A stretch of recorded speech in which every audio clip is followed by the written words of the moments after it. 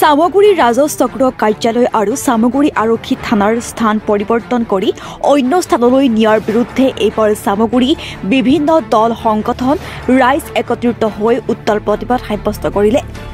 চামগুৰি তিনিআলিৰ পৰা চামগুৰি ৰাজহ চক্ৰ কাৰ্যালয়লৈ ২ শতাধিক লোকে প্ৰতিবাদী সমদল কৰি চক্ৰ বিষয়াৰ জৰিয়তে জিলা আয়ুক্তলৈ স্মাৰক পত্ৰ প্ৰেৰণ কৰে।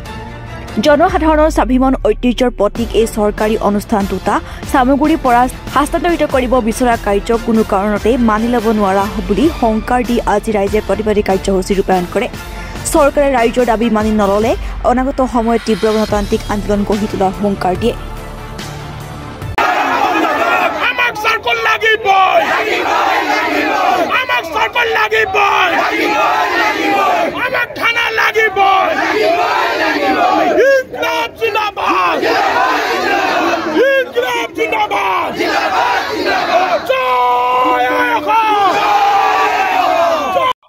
ৰাইজ ওলাই আহি এইটোৱে ক'বলৈ গৈ আছো যে আমাৰ স্পষ্ট কথা, চামগুৰিবাসী প্ৰতিজন চামগুৰিয়াৰ স্পষ্ট কথা, কোনো কাৰণতে চামগুৰিৰ পৰা কোনো এটা প্ৰতিষ্ঠান কিন্তু দেহত শেষ বিন্দু তেজ থকালৈকে কিন্তু আমি যাবলৈ নিদিওঁ। কোনোবাই ৰাজনৈতিক চক্ৰান্ত কৰি পেলাই ইয়াৰ পৰা জন্মভূমিলৈ তেখেতৰ নিব বিচাৰিব, প্ৰতিজন চামগুৰিবাসীয়ে কিন্তু আমি ইয়াৰ পৰা নিবলৈ নিদিওঁ। চামগুৰিৰ স্পষ্ট কথা, এয়া মাথো আৰম্ভণিহে, ইয়াৰ পিছত কিন্তু ক্ষোভৰ আৰু অগ্নি জ্বলিব, কিন্তু ইয়াৰ পিছত আৰু প্ৰতিবাদৰ সন্মুখীন হ'বলৈ তেওঁলোক সাজু থাকক।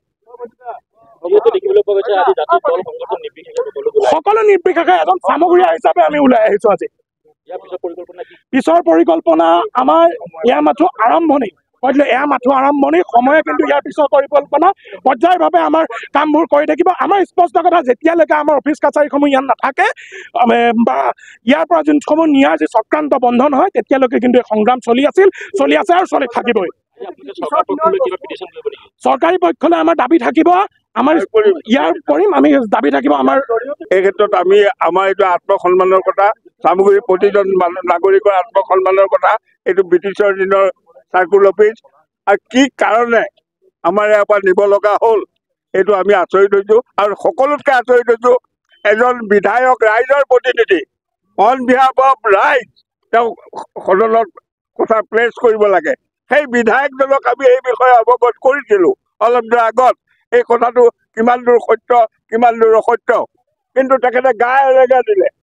কিয় গা এলেগা দিলে? তেওঁ আজি আমাৰ লগত আহিব লাগিছিলে, আমাৰ প্ৰতিনিধি আমাৰ হৈ তেওঁ সদনত ক'ব লাগিব আমি কি কওঁ কি নকওঁ। যিহেতুকে ভাৰতীয় সংবিধান মানে তেওঁ ক্ৰকডাইল টাইপ অফ MLA, তেওঁ crocodile type of MLA, crocodile type of MLA ৰাইজৰ বক্তব্য সদনত ৰখাহে কৰ্তব্য, তেওঁ সিদ্ধান্ত দিব নোৱাৰে।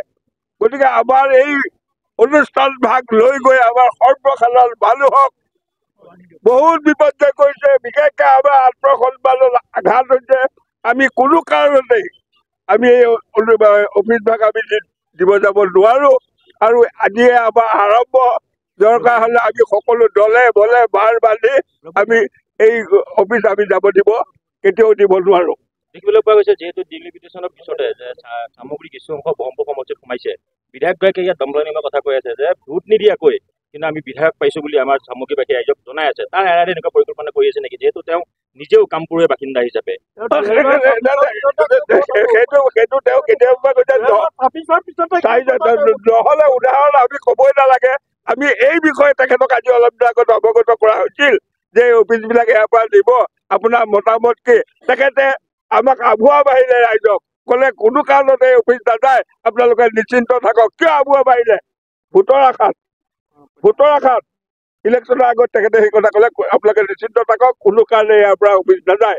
তেখেতে ভোটৰ আশাত আমাক মিছলিড কৰিলে আমাৰ জনসাধাৰণক।